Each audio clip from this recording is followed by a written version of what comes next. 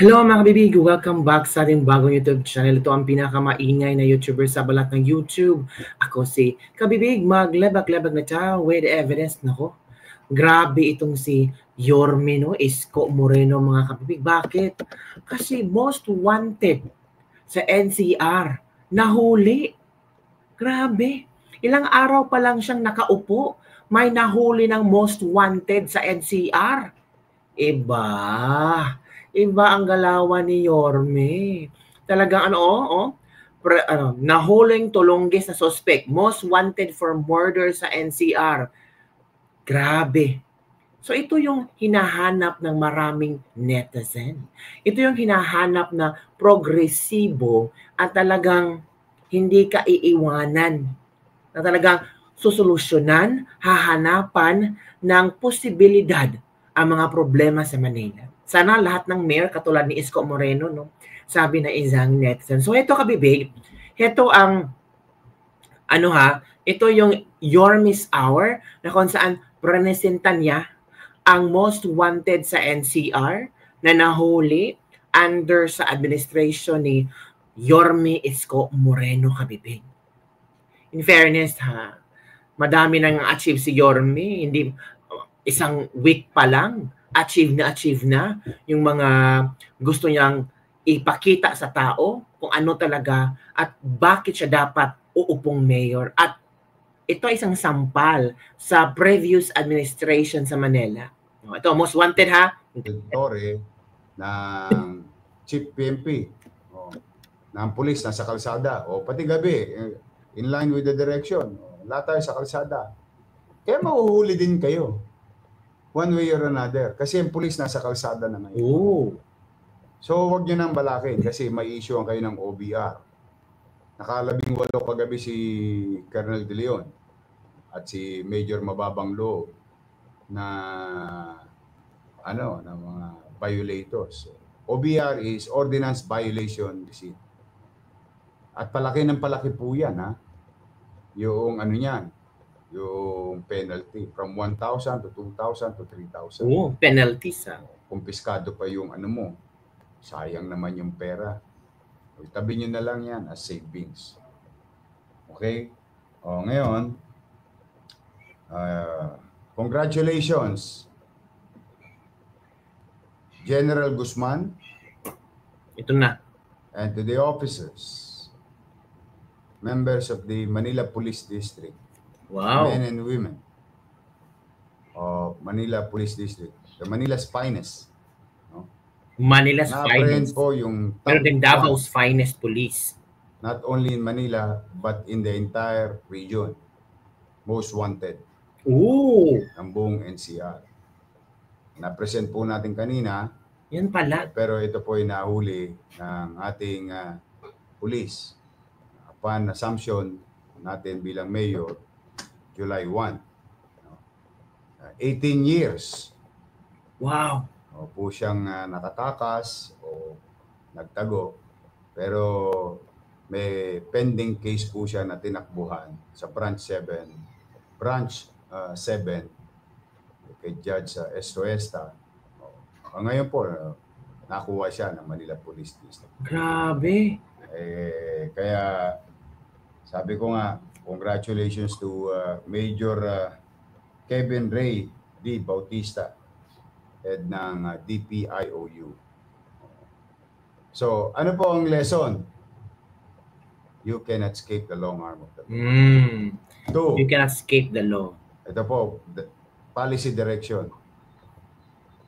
Maaring hindi ko kayo mapigilang gumawa ng krimen at makatakas kayo after committing the crime. But once ginawa nyo sa Maynila,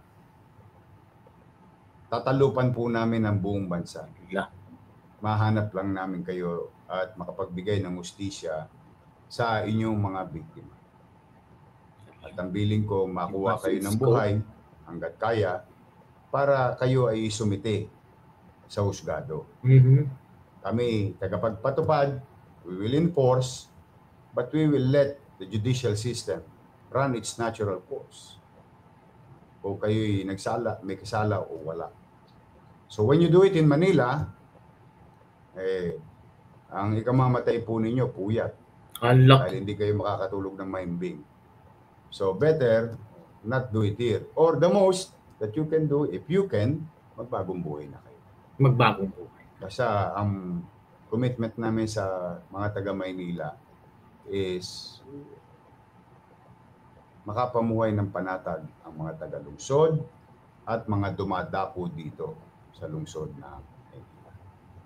So congratulations MPD, General Guzman, at saka kay Police Major Kevin Ray.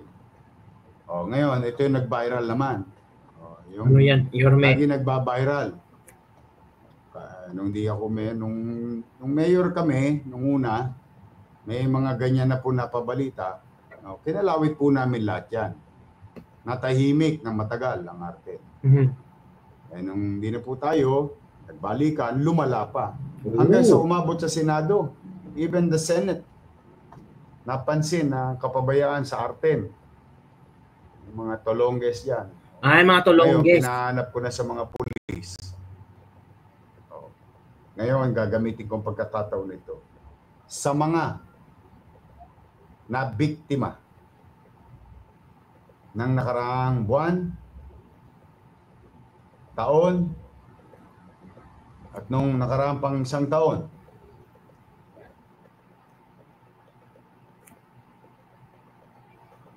Iba si Isko. At kayo may dashboard recording ng mga suspect at willing kayong mag-complain. Ibigay nyo sa amin yung video. Pinahanap ko na po sila lahat sa police.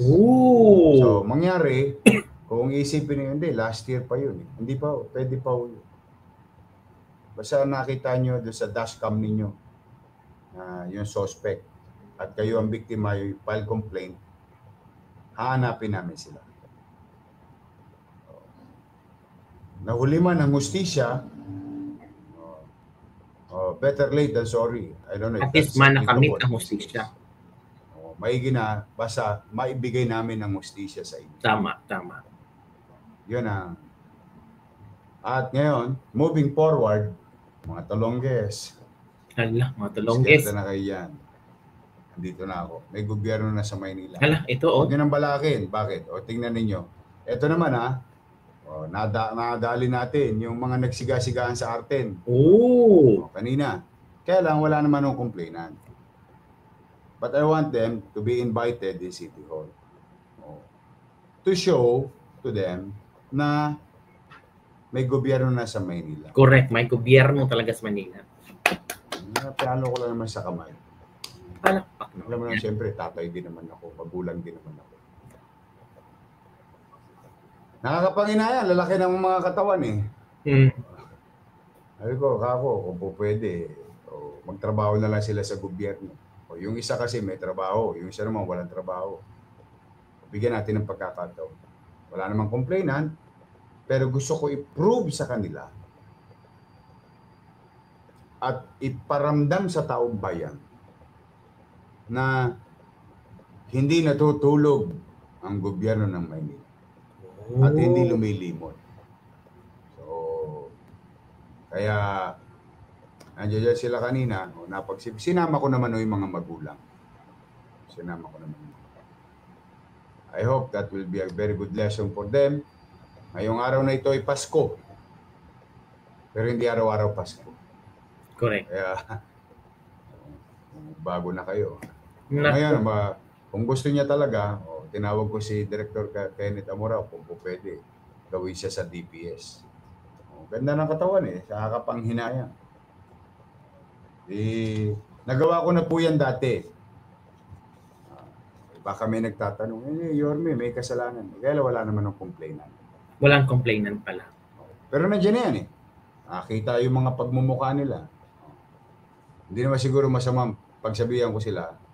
As mangyari, give them a second chance. Until wala naman. Pero pag meron, problema na nila yun. They'll be charged. Saka alam naman namin kung saan sila nakatira. Kita nyo nga po isang taon na halos nakakalipas o ilang buwan na nakakalipas. O ba't nakuha namin? In a matter of what? 4 days? makukuha namin ulit yun. Kung may complaint. But for the meantime, yung dating ginawa ko, naalala ninyo, yung mga matatagalan nating followers sa Facebook. Siguro, ano nyo to. Yung mga Solvent Boys sa Espanya, saka Solvent Boys sa Recto. Di ba? O ngayon, malalaki na yung mga bata, maayos ang buhay. Oh, galing. Binigyan natin ng pagkakataon maging bahagi ng gobyerno. Tinanggal lang sila nung nawala nung tatakbo lang. Pero anyway, naging okay ang buhay nila. So why not? But be aware, and I hope that will be the stern warning sa mga nanonood na iba dyan. Huwag na kayo magbabalak sa atin. Pero kung gusto nyo kami subukin, call naman. Walang problema. Wow, galing. Tandaan nyo lang katawan ninyo. Duterte lang, ha? Pero para hindi naman tayo umantong sa ganun, magpusang disiplina na tayo. So, yun. So far, no? Yung mga nangyari. May nakalimutan ba ako, EJ? So, yun, kabibig. Yun ang report ni Yorme sa 1 week na nangyayari sa Manila. Ang dami, no? Ang daming nagawa ni Yorme for a week. Si BBM, ano kaya nagawa ni BBM for a week? Si Yorme pa nga, kahit gabi na, pumupunta pa rin sa Manila. Tawag dito, nag-check yan. Tapos, ang paglilinis ng Manila, hanggang gabi pala, naglilinis pa rin sila. Grabe. So, marami ang mga netizen na natawa sa mga nangyayari ngayon sa Manila. Sabi nila, okay lang kung ang bansa natin may BBM na walang klaro, pero sa Manila, dito kami kay Yorme. Nararamdaman namin ang totoong serbisyo. So parang nagkaiba na ngayon ang Manila at saka ang buong Pilipinas. Parang nakasentro na ngayon sa mga mata na maraming tao ang Manila ngayon dahil sa pamalakad ni Yorme. What do you think, kabibig? Kasi ang ibang tao yung kinukumpara ngayon si BBM at si Yorme. Iba na. Iba. So kaya yung kabibig. Siyempre guys, sino ang mas... Ito si BBM nag 3 years na pero hindi mo alam or kung ano man ang kanyang programa sa Pilipinas. Pero si Yorme, mag-isang 1 week pa lang, isang simana pa lang, marami na siyang nagawa na halos hindi mo mawari na kaya niya palang gawin. Kahit mag-overtime, gagawin niya. Para lang talaga malinis ang Manila at babalik sa dati yung Manila. So yun ang kabibig ang ating latest libag-libag for day. Don't forget to like, subscribe, and share this video para sa mga latest trending news na ating pag-usap-usapan. Bye everyone! See you next time!